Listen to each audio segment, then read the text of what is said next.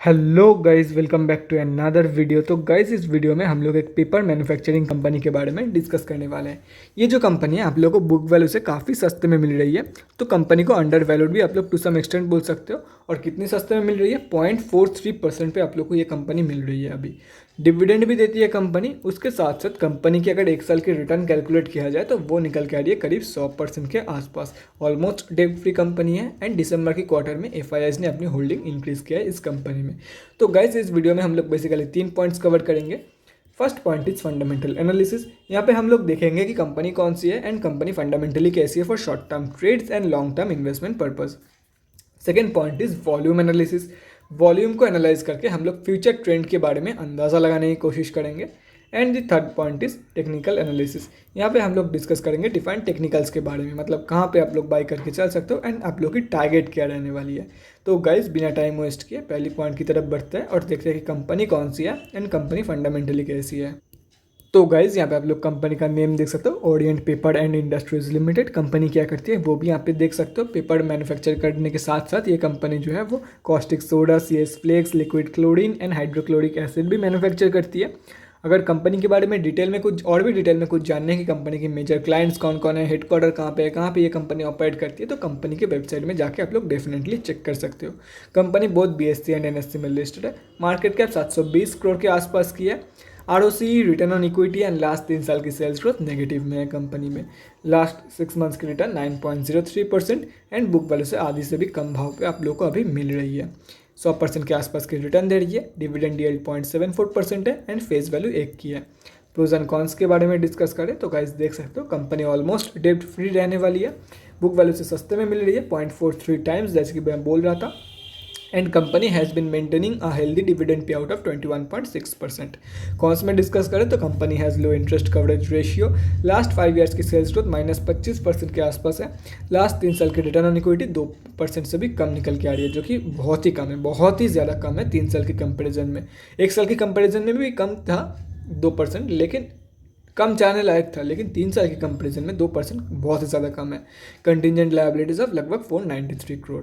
उसके बाद quarterly result के बारे में डिस्कस करें तो गाइज यहाँ पे आप लोग एक चीज़ नोटिस कर पा रहे होंगे कि कंपनी मार्च 2020 से डिटोरिएट करना चालू कर गई थी। Maybe I am wrong, but मुझे लगता है कि कोरोना के वजह से ही हुआ होगा। Maybe I am wrong, ठीक है, don't quote me on that. देख सकते हो मार्च 2020 से कंपनी एक प्रॉफिटेबल कंपनी थी। उसके पहले मैं यहाँ पे भी चेक कर रहा था, एक प्रॉफिटेबल कंपनी थी उससे पहले, लेकिन मार्च 2020 से कंपनी लॉस देना चालू किया है और करंट TTM में कंपनी 38 लाख के आसपास 38 करोड़ के आसपास की लॉस दे रही है।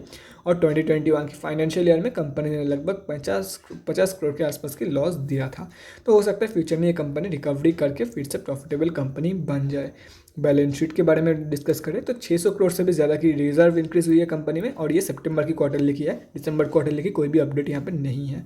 बाकी अगर बोरोइंग्स के बारे में डिस्कस करें तो 150 करोड़ के आसपास की कंपनी के पास बोरोइंग्स है, जो कि कंपनी इंक्रीज किया है। लेकिन फिर भी अगर देखा जाए तो कंपनी यहाँ पे 600 करोड़ की रिजर्व इंक्रीज किया है और इस कंपनी की जो डेप्ट है वो ही 600 करोड़ से कम है। तो मतलब कंट्रोल्ड मैनर है टोटली। डेप्ट फ्री भी कंपनी को आप लोग बोल सकते हो। कैश फ्लोज के रिगार्डिंग भी कोई अपडेट नहीं है, तो हम लोग डायरेक्टली चलेंगे शेयर होल्डिंग पैटर्न की तरफ। और यहाँ पे आप लोग देख सकते हो प्रोमोटर्स की होल्डिंग 38.74% है। और लास्ट 3 साल के अगर कंपेरिजन किया जाए तो, और ये दिसंबर क्वार्टरली की अपडेटेड है, देख सकते हो यहाँ पे लास्ट 3 साल की अगर कंपेयर किया जाए तो प्रोमोटर्स की होल्डिंग इंक्रीज हुई है 3 सालों में। और प्रोमोटर्स में किस किस की होल्डिंग है ये यहाँ पे आप लोग चेक कर सकते हो। उसके बाद FIS की होल्डिंग देख लेते हैं। तो FIS ने अपनी होल्डिंग इंक्रीज किया है, और FIS में किसकी होल्डिंग है वो यहाँ पे मेंशन नहीं है। FIS से रिलेटेड कोई भी डेटा यहाँ पे नहीं है। DIIs में भी आप लोग देख सकते हो, और DIIs ने अपनी होल्डिंग डिक्रीज किया है। और DIIs लगातार जो है बेचने को मतलब लगातार वो लोग बेच रहे हैं इस कंपनी को, देख सकते हो। 3 साल पहले 17.8% था, अभी 10.58%, मतलब 7% से भी ज़्यादा डिक्रीज हुई है। उसके बाद रिटेलर्स के बारे में डिस्कस करें तो काफ़ी सारे बड़े रिटेलर की होल्डिंग है, 3-4 बड़े रिटेलर की होल्डिंग है, जैसे कि आप लोग यहाँ पे देख सकते हो। अगर ये सब कुछ कैलकुलेट करते हो तो 45% के आसपास हम आप जैसे छोटे मोटे रिटेलर्स की होल्डिंग है इस कंपनी में। अभी कंक्लूजन पे आते हैं कि कंपनी एक्चुअली कैसी है for short term trading and long term investment purpose. तो एक सिंपल सा सवाल पूछ रहा हूँ आप लोगों से, आप लोग ऐसे छोटे मोटे मतलब जिसके जो प्राइस है वो 100 रुपये से नीचे ही है, तो फिर 50 रुपये से नीचे है, वैसे स्टॉक्स में आप लोग पैसा क्यों लगाते हो? ठीक है, एक ही रीज़न होगा मैक्सिमम लोगों का कि हाँ, मुझे हम लोग को लगता है कि ये जो छोटे स्टॉक्स हैं उनमें compare to blue chip stocks return ज़्यादा मिलता है इन शॉर्ट टर्म हो गया, इन लॉन्ग टर्म हो गया। इसलिए हम लोग छोटे मोटे स्टॉक से पैसा लगाते हैं, क्योंकि देखो अगर 1,000 रुपये आप लोग पेनी स्टॉक में लगा रहे हो, 1,000 रुपये का एक शेयर ब्लू चिप, कोई भी ब्लू चिप स्टॉक का खरीद रहे हो आप लोग, अगर 10% रिटर्न मिल रहा है, 1,000% का 10% 100 रुपया होगा पेनी स्टॉक में भी, एंड ब्लू चिप स्टॉक में भी 10% 100 रुपया ही होगा। तो सेंस तो एक ही बनता है ना कि ज़्यादा रिटर्न के लिए इन्वेस्ट कर रहे हो, लेकिन यहाँ पे रिटर्न कहाँ है? लास्ट 6 मंथ्स के रिटर्न 10% के आसपास है। इससे ज़्यादा रिटर्न तो लास्ट 6 मंथ्स में कोई भी ब्लू चिप स्टॉक आप लोगों को दे देगा, तो शॉर्ट टर्म के लिए बिल्कुल भी ना है। एंड अभी आता है लॉन्ग टर्म में। तो देखो अगर आप लोग की भरोसा है कि कंपनी फ्यूचर में जाके फिर से प्रॉफिटेबल बन सकती है, अभी तो कंपनी लॉस में की गई और पहले ही प्रॉफिटेबल थी कंपनी, अगर भरोसा है कंपनी के ऊपर कि फ्यूचर में जाके कंपनी मुझे प्रॉफिट दे सकती है, then you can definitely go for it. आप लोगों के लिए काफ़ी सही प्राइस पॉइंट भी ये कंपनी अभी ट्रेड कर रही है, अगर ये भरोसा है तो। क्योंकि अगर जब भी कंपनी प्रॉफिट देना चालू करेगी तब कंपनी की जो प्राइस है, शेयर की प्राइस है, वो भी इंक्रीज करेगी। तो बहुत ही सही टाइम है आप लोग के लिए इन्वेस्ट करने के लिए। अगर भरोसा है तो ही इन्वेस्ट करना, otherwise don't go for it, क्योंकि ये हम लोग को नहीं पता है कि कोरोना कब तक चलेगी और कब तक ये कंपनी लॉस देगी। तो गाइज ये हो गया पहली पॉइंट। अभी हम लोग बढ़ते हैं हमारी दूसरी पॉइंट की तरफ और देखते हैं कि आज कंपनी में क्या हुआ है बेसिकली। तो गाइज यहाँ पे हम लोग आ चुके हैं एनएससी के वेबसाइट पे, देख सकते हो कंपनी जो है वो निफ्टी 500 में लिस्टेड है। और अगर आज के बारे में डिस्कस करें तो 14,55,179 क्वांटिटी में ट्रेड लिया गया है, जिसका वैल्यू लगभग 486 लाख रुपीज़ के आसपास निकल के आ रही है। पेंडिंग ऑर्डर क्वांटिटी के बारे में डिस्कस करें तो 33.8, मतलब मार्केट प्राइस पे देख सकते हो, मार्केट प्राइस पे लगभग 23,000 के आसपास सेलिंग ऑर्डर पेंडिंग है। देखो अभी तो सिर्फ 8:30 ही बजे है, और भी ऑर्डर्स इसके साथ ऐड होंगे, तो 23,000 के आसपास सेलिंग ऑर्डर पेंडिंग है मार्केट प्राइस पे। डिलीवरी परसेंटेज के बारे में डिस्कस करें तो 41.81%, मतलब 42% के आसपास डिलीवरी परसेंटेज निकल के आ रही है। अब बिलो एवरेज है वॉल्यूम की स्ट्रेंथ। अभी देखना यही है कि ये जो 14,55,000 की वॉल्यूम निकल के आई है, क्या ये ऐसे ही वॉल्यूम आती है कंपनी में, मतलब क्या ये कंपनी की एवरेज वॉल्यूम है, एवरेज से कम है या ज़्यादा है, वो हम लोग को चेक करना है। वो हम लोग तीसरी पॉइंट पे चेक करेंगे। और इसके साथ साथ हम लोग ये भी देखेंगे कि कैसे आप लोग प्रॉफिट कमा सकते हो by doing swing trading in this company, तो वो भी एक बार चेक कर लेंगे। तो गाइज यहाँ पे हम लोग आ चुके हैं एनएससी के डेली चार्ट पे, देख सकते हो यहाँ पे 1.65% कंपनी आज अप थी, 34 रुपीज़ के आसपास ये कंपनी अभी ट्रेड कर रही है। पहले वॉल्यूम चेक कर देता हूँ कंपनी की। तो गाइज देखो एवरेज से ज़्यादा ही वॉल्यूम निकल के आई है, लेकिन वॉल्यूम की जो आज स्ट्रेंथ थी, maximum majority of the quantity जो है वो इंट्राडे में ही ट्रेड लिया गया था।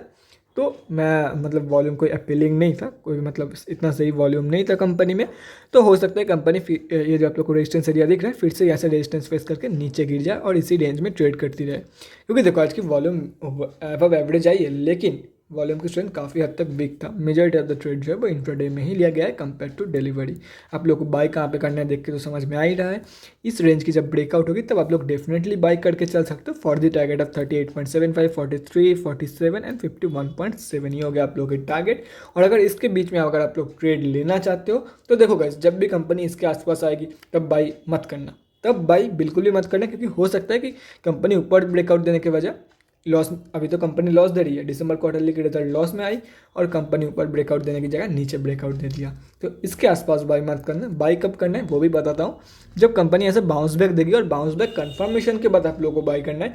अगर ज़्यादा प्रॉब्लम लग रहा है, ज़्यादा मतलब कॉम्प्लेक्स लग रहा है, then avoid it, simply avoid it. Otherwise अगर आप लोग एक्सपीरियंस हो, आप लोग को नॉलेज है, कंफर्मेशन आप लोगों को मतलब कंफर्मेशन से रिलेटेड सब कुछ नॉलेज है, आप लोगों को कंफर्मेशन मिल जाता है, मतलब आप लोग देख के बता सकते हो कि ये कंफर्म हुआ है कि नहीं, देन आप लोग डेफिनेटली जा सकते हो। अदरवाइज आप लोगों के लिए सिंपल सा ट्रेड है, ये रहा। इसके ऊपर जब क्लोजिंग करेगी ब्रेकआउट के बाद आप लोग डेफिनेटली बाई करके चल सकते हो। ब्रेकआउट के बाद देखो, ब्रेकआउट के बाद भी मैं ऐसा नहीं बोलूँगा बाई करने के लिए। जब कंपनी पुल बैक देने के बाद फिर से ऊपर जाएगी तब आप लोग बाई करके चल सकते हो, वही रहेगी आप लोग के लिए best entry, best of the best entry.